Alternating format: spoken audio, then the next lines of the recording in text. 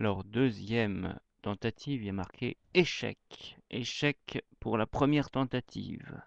Alors, je ne vais pas relire le même poème puisque j'aime pas lire deux fois de suite le même poème, donc je passe à un autre. Et cet autre-là s'appelle donc Chanson.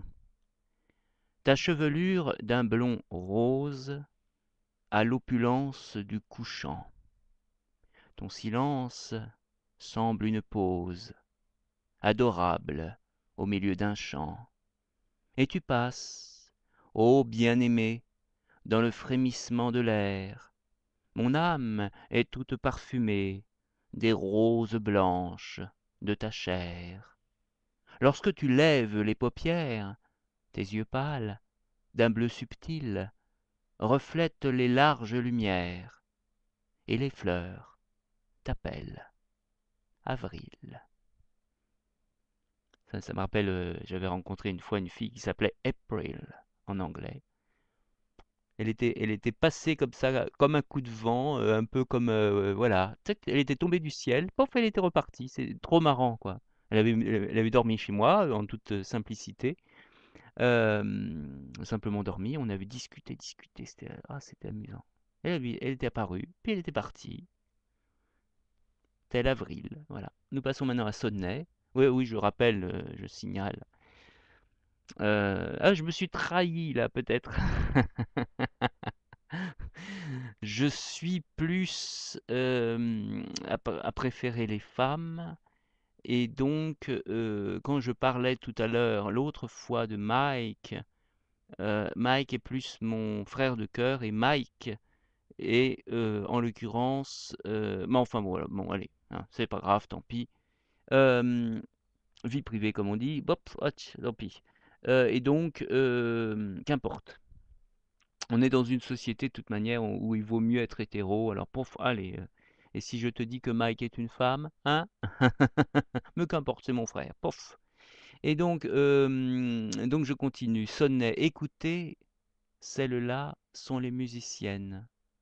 Leur présence est pareille à l'écho d'une voix, et leur souffle est dans l'air, plein de légers émois, plein de très lents accords, aux longueurs lesbiennes.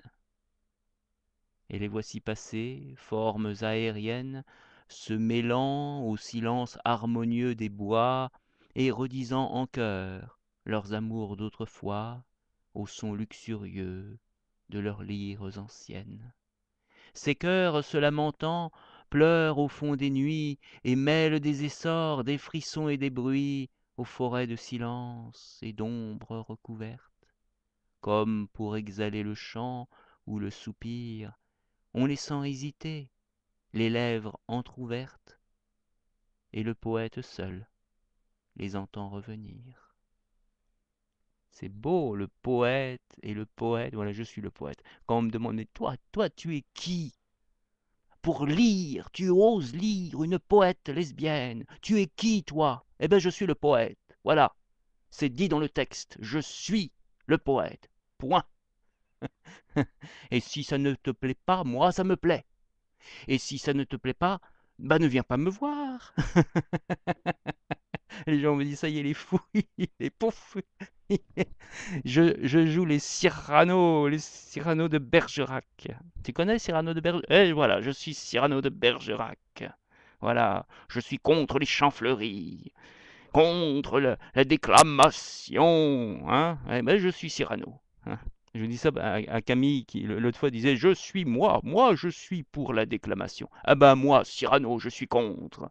Je suis au contraire pour dire le poème, pour comme dirait René Vivien, puisque là c'était toujours René Vivien, dans Études et préludes, eh bien je suis pour au contraire chuchoter le poème. Puisqu'on a des micros, c'est bien pour ça, on chuchote, on le dit doucement, dans l'oreille. Si on pouvait chuchoter encore plus, ça serait encore mieux, mais on peut pas, parce que je sais pas du tout ce que ça donnerait. Mais voilà, il faut chuchoter le poème, le vivre, chaque mot. Oui,